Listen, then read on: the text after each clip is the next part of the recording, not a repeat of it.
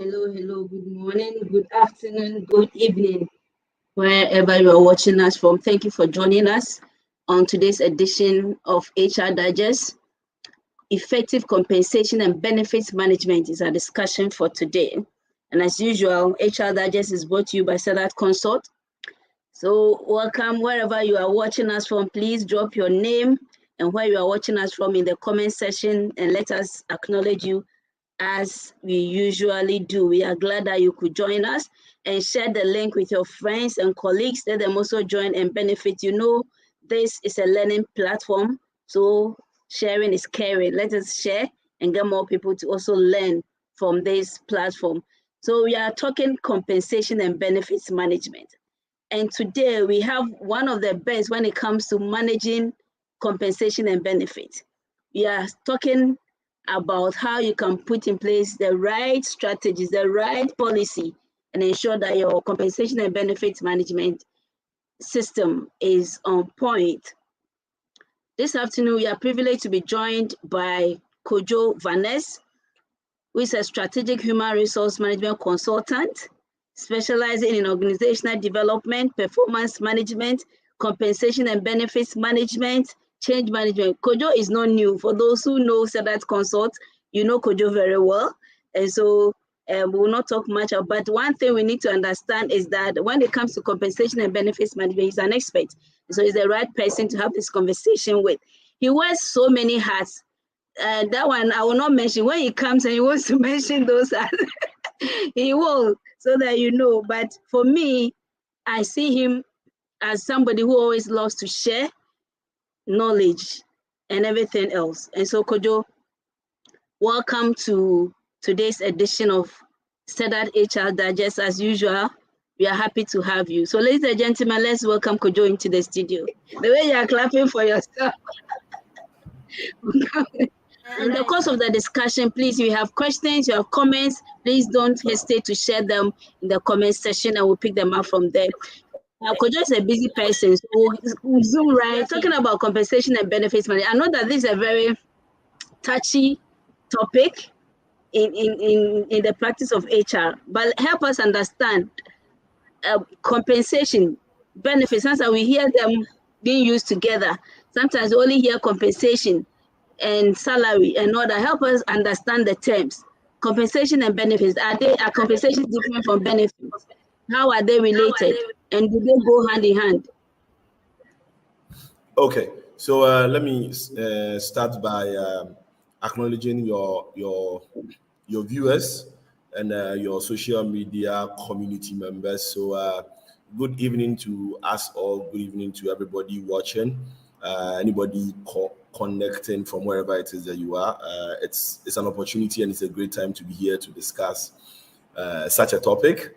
Yes, so compensation and benefits. Like I normally do, I'll try as much as possible not to use theoretical or make references. I'll try to be practical as possible. So anytime you'll be able to understand or relate to the definitions we give. Okay, so compensation and benefits.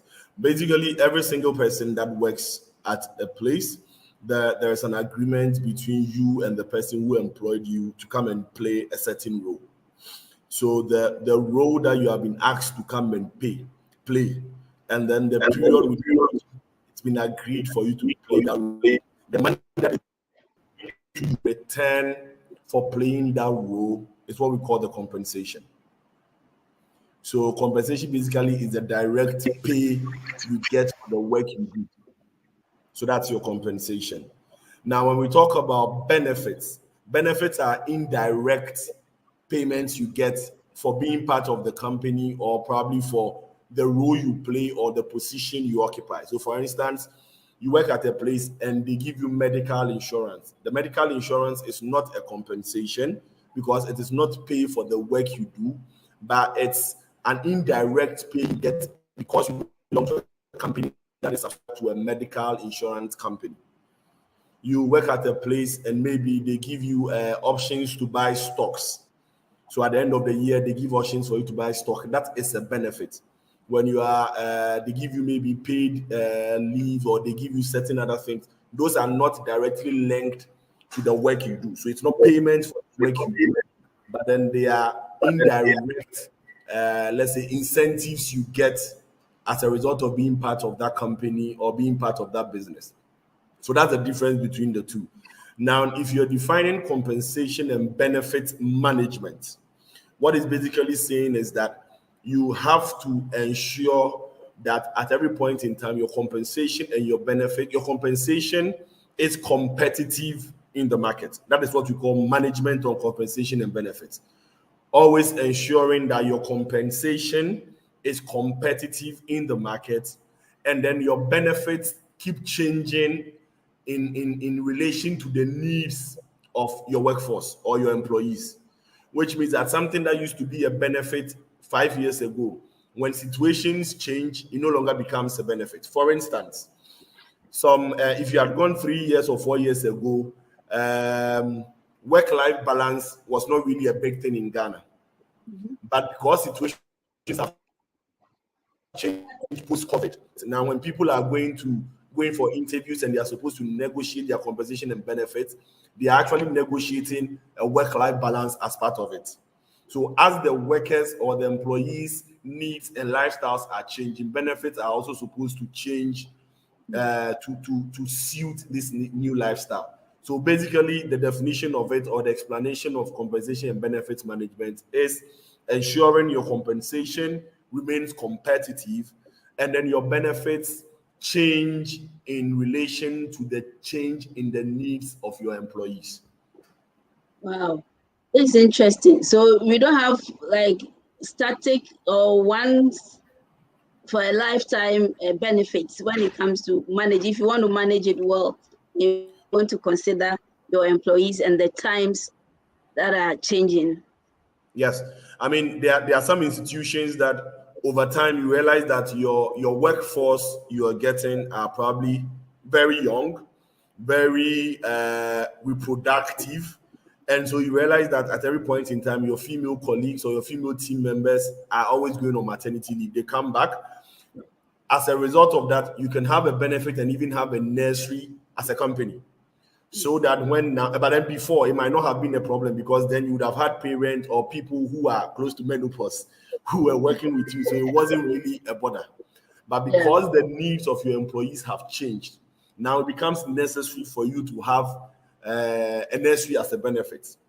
So yes, over time you need to, if you have a company that is very static with its benefit, what it means is that you will not be able to attract a certain caliber of hires, because now they will ask themselves, okay, so if I come here and I give birth, what happens to me? How am I going to juggle between this and that? But if they realize that, okay, this company takes care of this company makes provision for this, before paternity leave was not an issue. But now companies are talking about paternity leave because benefits are evolving. So yes, it can't be static. It's supposed to be dynamic. It's supposed to evolve. Yeah. Let's quickly clarify this. So if you talk of compensation, are you saying the same as, is it the same as salary? Because we hear salaries, but I didn't hear you mention anything like that. Yes, basically, well, terminology in those days when HR started and we're talking about personnel management and the rest, the terminologies used those days were using a lot of salaries and all that. But over time, the terminologies have changed, so they are used interchangeably. Some people, some organizations also, when they speak about salary, they are probably speaking only of basic pay. I'm sure I don't know the components of it, but some people talk about base pay alone. Some people talk about base pay and allowances and add them together. So it's safer for you to talk about compensation than to use the word salary alone. But then if you use any of them, it's really not a problem. Right. Thank you. Kojo, let's look at what constitutes compensation and benefits management. What are the components of compensation and benefits? Maybe we can give us those and then we'll be well. Okay, so when we talk about compensation and benefits, as a package, some schools of thought say that it's made up of 5 components. Some say 3, some say 4. But at least I'll give you the main 4 that cuts across all of them. There's what we call the base pay, or what we call basic salary. So that is basically, if I'm calculating your hours worked, the wages you get for the period worked. That is what we call the base pay. So there is the base pay. There is what we call the incentive pay. Incentive basically is more like tying something to achieving a goal or achieving a target or achieving a production output. So it's incentive. So it's not something that is always assured. You get it when you achieve something or when you hit a certain target. So we have incentive pay. We have what we call the benefits, which we have described earlier. So benefits, you can have health insurance benefit, you can have retirement benefit. You can talk about, let's say, cars, having a car allocation. Those are all benefits you get. Then there's the last one that I would mention called either the payoffs or the time offs. So if you're going on maternity, what is paid to you? If you're going on leave, when you are paid your allowance, even though you are not working within the period, you're going on vacation. Some people pay for paid vacation and all those things. They are the ones we call the time off pays. So these are the basic four components. Of course, with time, it's evolving. People are changing it, but the basic four that you would get anywhere are the ones I've listed. A compensation and benefit policy or strategy or system should have a base pay, should have an incentive pay, should have a benefit in there, and should have a time off in there. Once you have these four, you are confident that you have a good system in place. Okay, right. So it means that within our organization, is it that all organizations usually will have these, or some would only focus on just the basic salary or the base pay, and others, and people may not enjoy it? So, From your so the truth of the matter is that the truth of the matter is that because now there are more hands chasing for jobs than there are jobs chasing for hands. So we have a lot of employers forgive me, but we have a lot of employers exploiting the situation and just giving people just base pay. So it's a reality we need to face. There are companies in there who are just giving base pay. Yes, some base pay are really, really good. So it's not a problem. I mean, if you're working and you're getting a base pay of about $20,000, you really don't care whether there's benefit and the rest in there, because you can take care of your benefits and everything from that one. I mean, when you convert, it's about 300,000 Ghana cedis a month. That's some good money for you to be able to do some things. But if you're working at the place and they tell you, well, all the big pay you're getting is 800 Ghana cedis, which is the reality on the ground, 500 Ghana cedis, and it's in that same amount the person is supposed to use for transportation, you're supposed to use for feeding, you're supposed to use for all those things. It's a bit of a problem, but you can also look at it from just one side. You also have to look at it from the productivity level of the employer also. At the end of the day, how much revenue is the employer making for you to expect that he pays everybody 2,000? So it's two sides to look at it. But ideally, it should have all these components to make the company attractive and a place every hire would want to work. Right. Thank you. So we are talking about effective compensation and benefits management. So let me ask, before we move on to talk about the other issues, what makes compensation and benefit effective or ineffective? Can you help us understand that? Because okay. I'm focusing on effective and for a good reason. Okay. So like I mentioned earlier, when you talk about compensation, what it's supposed to do, it's supposed to make the company competitive. And so if your compensation and benefit or your compensation system does not make you competitive, then it means it's not effective. For it to make you be competitive, what it simply means is that it's supposed to motivate the employees to want to do more for the company to progress. Ordinarily, people will say that, well, my salary, whether I work or I don't work, I would get it. So what's the big deal? Yes, that's true. So if you have incentive-based compensation, where compensation increases based on people's performances, then what it means is that over time, people will be motivated to want to work. Because the more you work and hit your target or achieve the things you're supposed to achieve, the more you get paid. And the more you get paid, the more you're able to take care of certain personal needs. So what it means is that there becomes a healthy competition in the company. getting people to work extraordinarily, and that's a good effect for the company. The company eventually now gets to overproduce or overperform because the constituents or the employees are performing extraordinarily. Again, if you have an effective compensation and benefit system, an effective one is one that is transparent. And if it's transparent, what it means is that it encourages trust. If the employees have a trust that the system that is in place is effective, it treats everybody fairly, everybody has an equal opportunity, everybody understands what it means to move from one level to the next level. If it is that open, everybody trusts the system. When people are trusting the system, it means they would wholeheartedly perform to be able to move to the next level. If they realize that they cannot trust the system, HR or management at their own whims decide that, okay, this person deserves to go to the next level, but the same person who was performing like this person does not deserve to go there, then now everybody starts to say, oh, here cries who you know, oh, here it's if you can kill yourself, nobody will see you. That's where people start saying, oh, does this place belong to your father? We've done everything we have to do, but we are not going anywhere. So for it to be effective, the first or the key thing is that you should communicate trust. If your compensation and benefit system does not communicate trust, then you have a big problem. If it does not communicate transparency, then you have a very big problem. Right. So transparency, trust, competitiveness. All right. So on the transparency bit, isn't it that mostly in organizations you are saying that your salary or your compensation is supposed to be private, it's supposed to be your secret, and nobody else is supposed to know? How does that fit into the scheme of things based on what you've just said? Okay, so how much for every employee working, there's an agreement between the employee and HR or management, and that information is confidential. So how much I'm paid, my medical record, my everything, it's confidential between myself and HR. In this part of our world, we sometimes joke with everything, but in some other jurisdictions, if any information of an employee leaks, they can take the company on. But here, they can just get your pastor or your imam to come and beg on a Sunday, and everything would be would be okay. And so, yes, that's an agreement, and it's one supposed to be of confidentiality. What I'm referring to is the structure itself.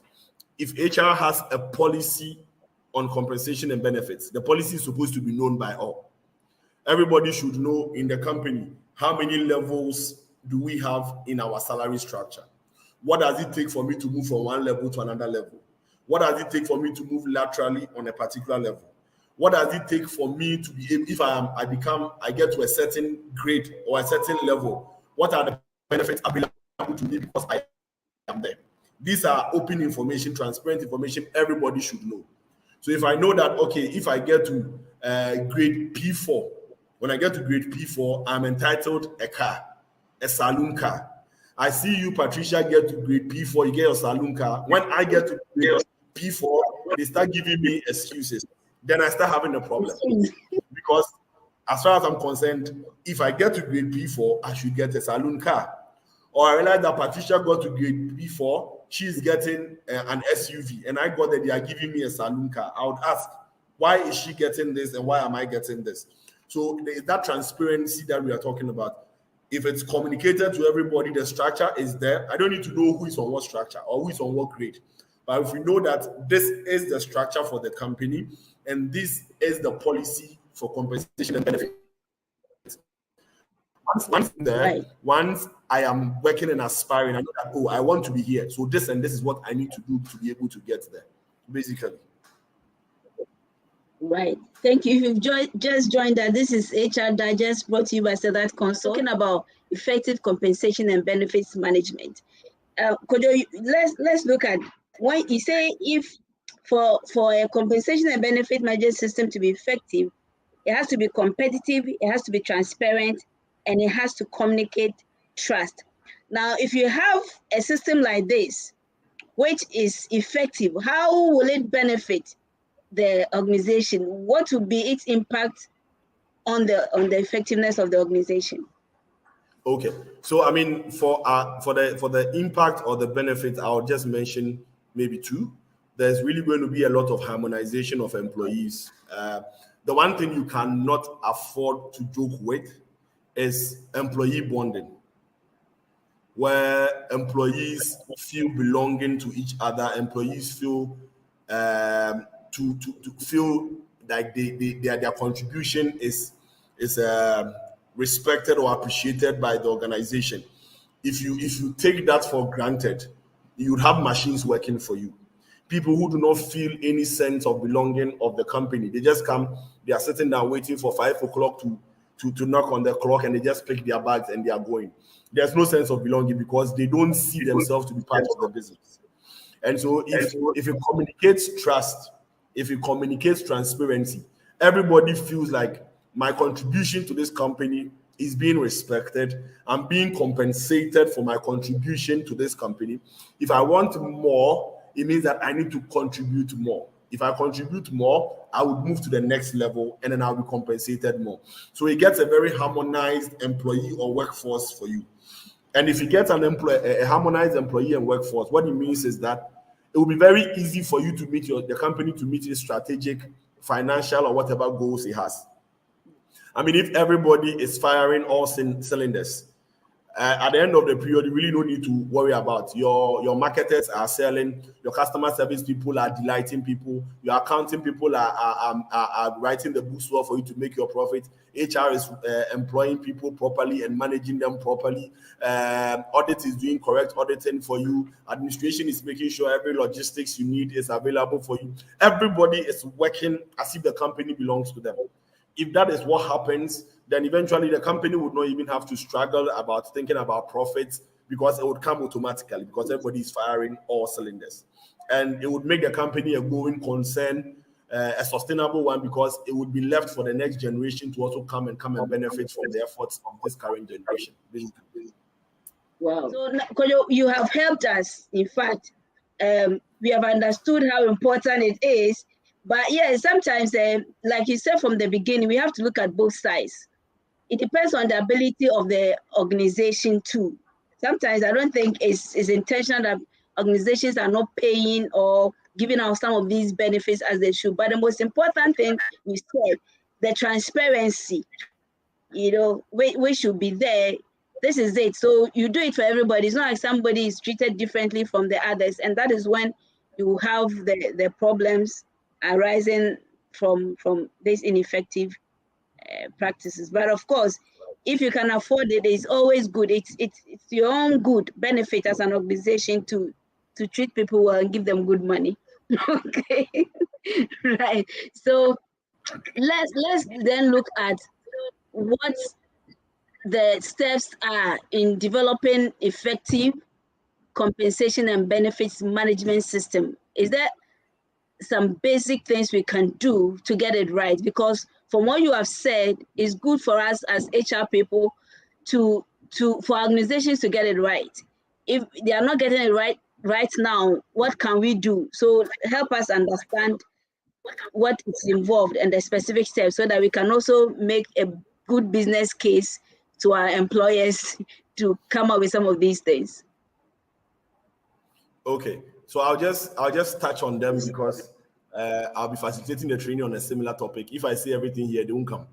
So I won't say everything here, but I'll just tease our minds around it, so we would at least have an idea what to expect when the time for the training arrives. Okay, the first thing every person or every employer or every HR person needs to identify or understand when you want to talk about compensation and benefits is what is the philosophy you want to play with. That is where it starts from. What is your compensation and benefits philosophy?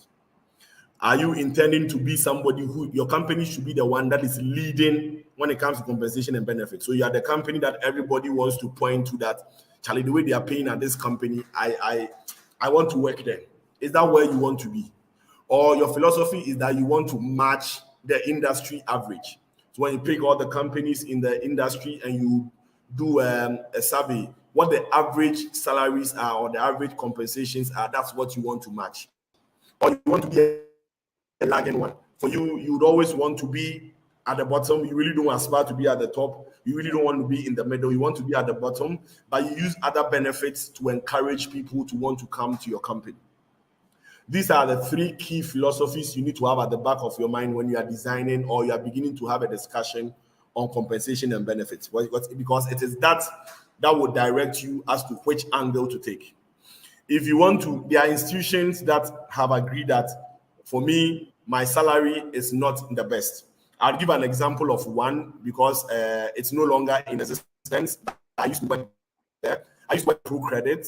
Anybody who knows Pro Credit knows it. Pro Credit was not aspiring to be the highest salary payer.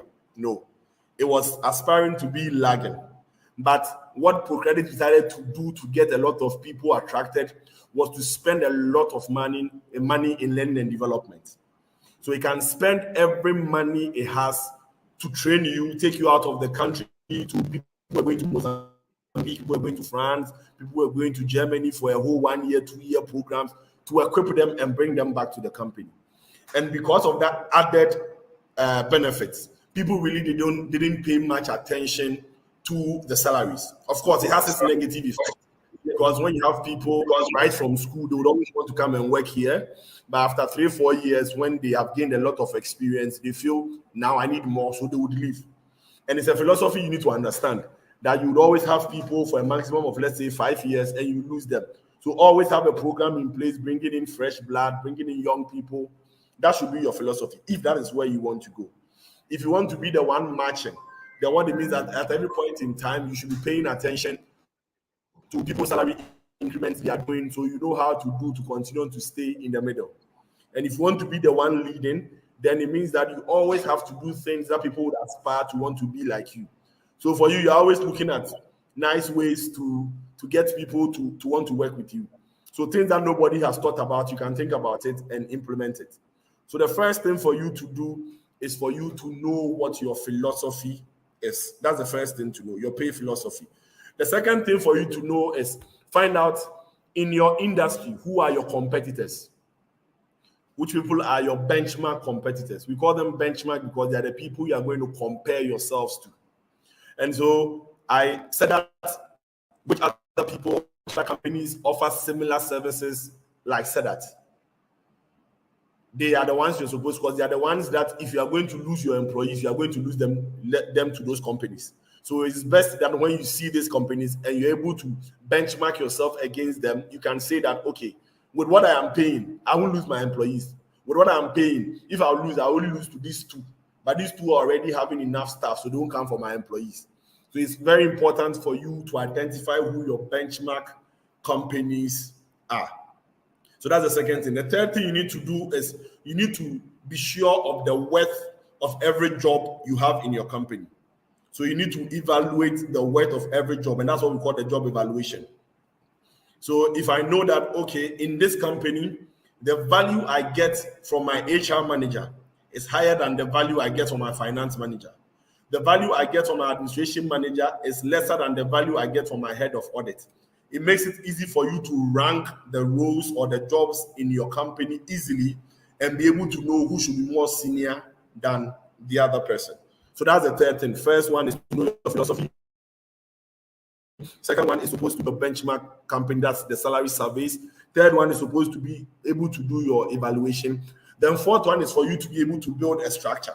From this information you have gathered, you should be able to build a salary structure. Like I mentioned, I'm just giving the points, but when we come, if you're able to come for the training that we'll talk about later, we'll be able to go into details on how to do these things. To be able to prepare a salary structure, and the fifth one is to place people on the structure. So basically, if you're asking me to give you the various steps for designing a compensation and benefit system, this will be the generic one that I can give off head. Thank you. Compensation and benefit philosophy, knowing your benchmark competitors, and then knowing the worth of each job within your organization, building a salary structure, and placing roles on the structure. One key thing, the knowing the worth, it's I like how you put it. It's knowing the worth of the job, not the people. Yeah.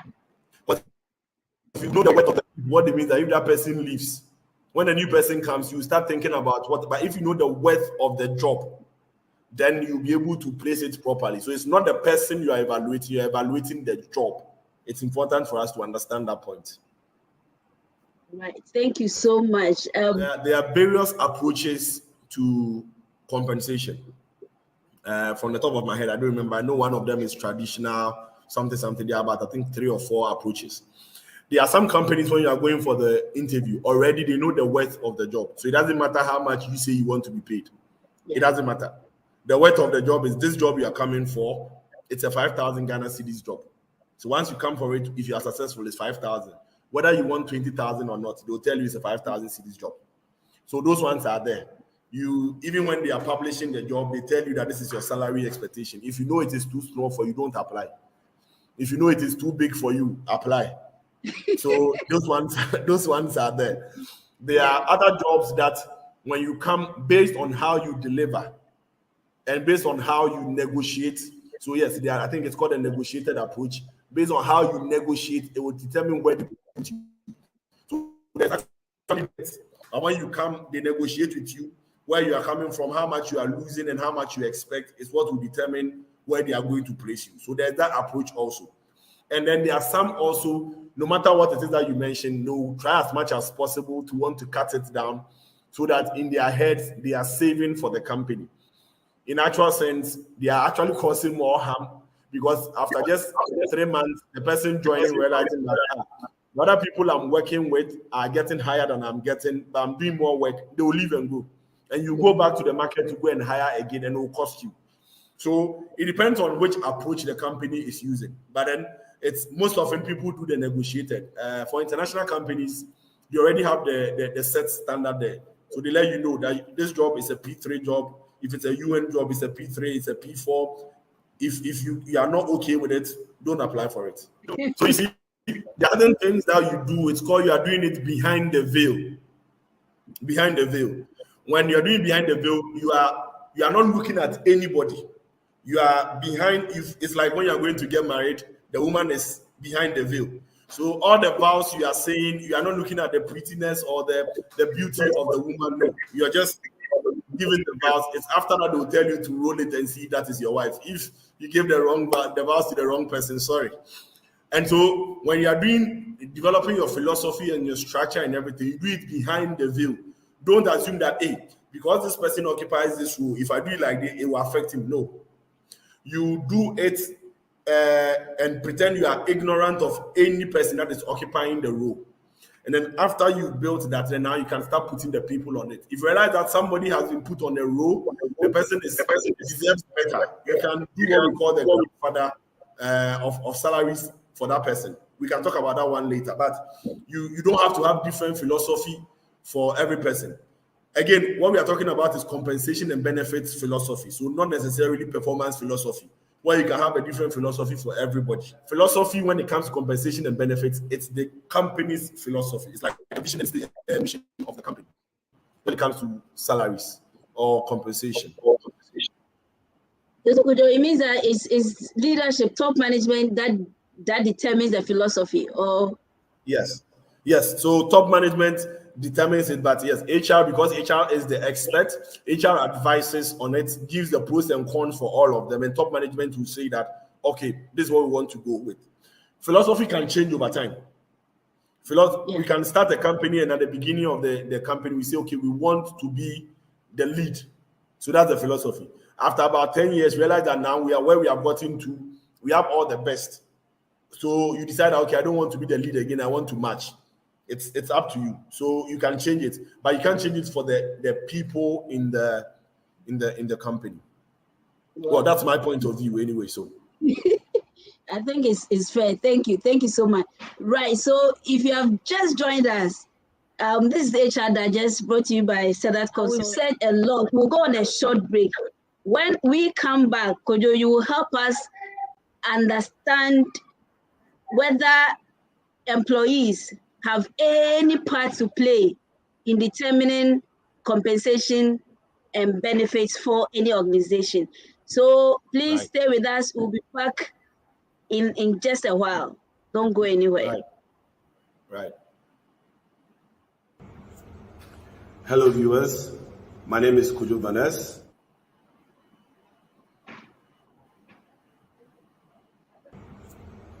Hello, viewers.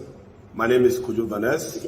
I'll be your facilitator for the compensation and benefits training, which is on the 27th and 28th April, organized by SEDAT. This is going to be a time for HR practitioners to have hands-on experience on how to design a compensation and benefits policy, how to design the payroll, how to even design a salary structure. We have done this training for the past 4 years, and I can confidently tell you that every single person that has participated in this training currently is able to design their own payroll, design their own salary structure, and do not entirely need any consultant. So I encourage each and every one of you to register. You can look down there, you get the information needed to register. Benefits management training organized by SEDAT Consult. I have been able to conduct a job evaluation and recommend a review of our salary structure and a total overhaul of the compensation and benefits system. I recommend you patronize the training organized by SEDAT Consult. Thank you. Hello, good day. I'm Richard Kosiyabua, a product of a training organized by SEDAT Consult. I participated in compensation and benefits, and what I gained, especially with competitive grading and salary structure. In fact, I learned a lot, and I had a great practicals at my place of work. I'm HR for Musa Ahmad Farms Limited. This current one, don't miss it in April. It will be a great and world participating training. Come and your company will never be the same. Thank you. Yvonne Quintin Kofe is my name, a participant of Performance Management System training organized by SEDAT Consult Limited. The facilitator was excellent and had mastery of the subject. The hands-on approach made it very simple to grasp. I've had the opportunity to network with other participants. It's been an eye-opener and a great learning experience. I recommend SEDAT's HR trainings to any person who wants to know the dynamics of human resource. Thank you. Thank you. Welcome back. Yes, indeed. For more information, you can visit our website, www.sedatconsultlimited.com, and you'll get the information. You also get the link that you can register. You can't afford to miss this. Testimonies, if I were in church, I would say testimonies, but it's still testimonies. You know, Kojo said it right. Anybody who has participated in this training has been able to do that, and they have freely shared their testimonies with me, and they are on our social media platform. So you can also visit our social media platform, SEDAT Consult Limited, and get the details. But you need to register to participate. I'm sure Kojo will give us more information in the course of the discussion. Kojo, let me ask, in determining benefits and compensation, do organizations require the input, or must they take input from employees? And if they must or they should, what do they benefit from? What will help them? Why do they need to get input from employees? Because they have built their company and they say that, okay, I'm able to pay this, I'm able to pay that. Why should they involve employees? So first, should they involve employees? And secondly, why or why not?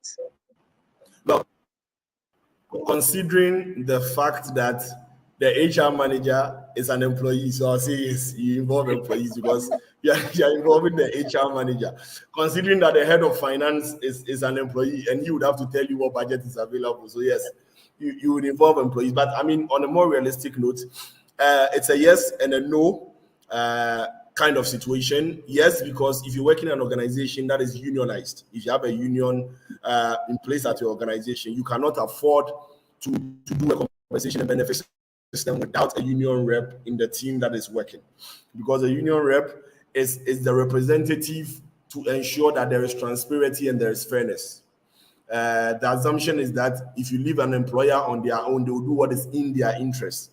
And so the union rep is supposed to be there to ensure that you are doing what is in both the interest of the employer and the employee. So in that regard, yes, it's very important that you have a representative. Else, you will not have acceptance by the whole company.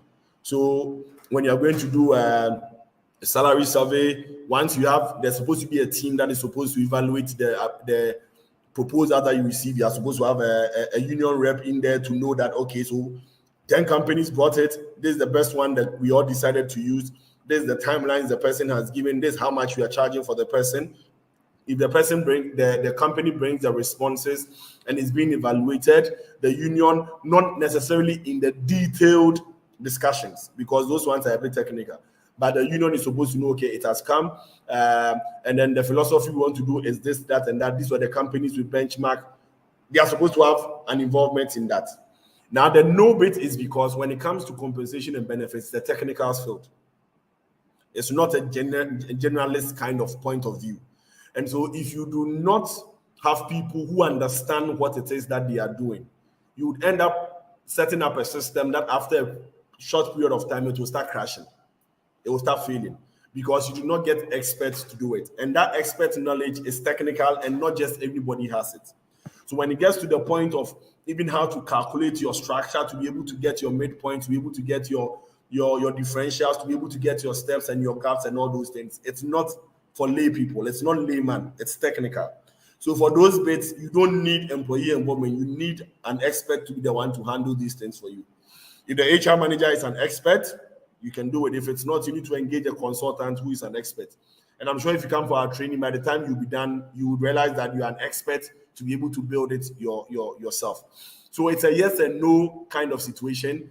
There are instances that you need to bring them in the selection of the company that would go and do the survey, in the determination of the benchmark companies and all those things. You need to bring them in. But when it gets to the time where you are preparing the structure proper and doing your calculations and the rest, that one is purely an expert point of view. So you do expertise. Right. Thank you. How time flies when you are having fun. So Kojo, I will let you talk about the upcoming training and then give us your final words at the same time so we can right. end it. So my final words is about the upcoming training. So it's good for every HR manager, every HR person to know the basics of compensation benefits, to be able to build your own system, to be able to do your own job evaluation and all those things. It's very good. If you come for this, you would be equipped with the skills you need to be able to do this training. Like was mentioned in the short video, we've done this training for I think about the past 4 years, and all the people that have passed through the training today are able to design on their own, which ordinarily should not be something that we would like, because for consultants, we would want you not to be able to do it, so you come to us and we charge you. But because we fear God, so we are equipping people to be able to do it, so that as an HR, your contribution to the company would not always be, give me money to go and do this. But now you can tell the company that it would have cost me $100,000 or $30,000 to do this, but I've done it for you and saved you $30,000. That is how we create value for our company as HR professionals. So I think 2 days, yes, let's all make time and be there for this training. It's very interactive. It's very, very practical, and it's very entertaining. We would mix laughter and seriousness to just let you all value the time being there. Thank you very much, Patricia, for the opportunity. Thank you to all your viewers on YouTube, on Instagram, on Facebook, on LinkedIn. Thank you very much. Thank you, everybody. Yes, Kojo is interesting. Yes, Abna says he's really very, very interesting. His other nickname is Abojise, and I'm sure you can see why. So thank you, everyone, for making the time to join us today. We'll come your way again next week with another edition of the HR Digest. We know you have learned a lot. It doesn't end here. Let's keep learning. Let's keep improving. Let's keep investing. There are some HR practitioners who have been attending our training programs that they are paying themselves to attend. Others through the organizations pay for them, but most of the time you have people paying for themselves to attend because they see the importance and the value in developing their skills. So whether your organization is paying for you or not, please make it a point to register and participate. It's happening. Please, it's in April. See you all. Thank you. Kojo, as you always, thank you so much for the insight you have shared with us. We really appreciate you. And it tells me how soulfully you are. Thank you so much. Thank you, everyone. We'll see you again, God willing, next week. Enjoy your week and have a productive week as well. God bless us all. Bye for now. And benefits management training organized by Cedar Consult.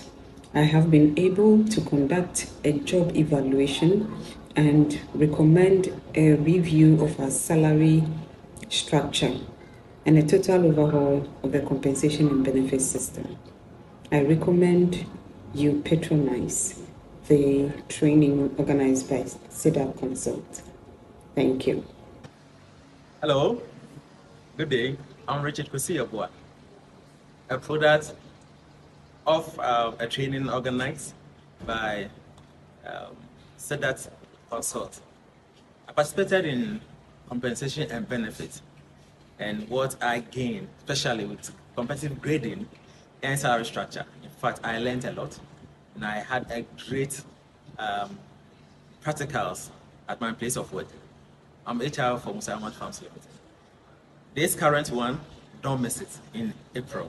It will be a great and world participating training. Come and your company will never be the same. Thank you. Yvonne Quintin Kofe is my name, a participant of Performance Management System training organized by Sidat Consult Limited. The facilitator was excellent and had mastery of the subject. The hands-on approach made it very simple to grasp. I've had the opportunity to network with other participants. It's been an eye-opener and a great learning experience. I recommend Sidat's HR trainings to any person who wants to know the dynamics of human resource. Thank you.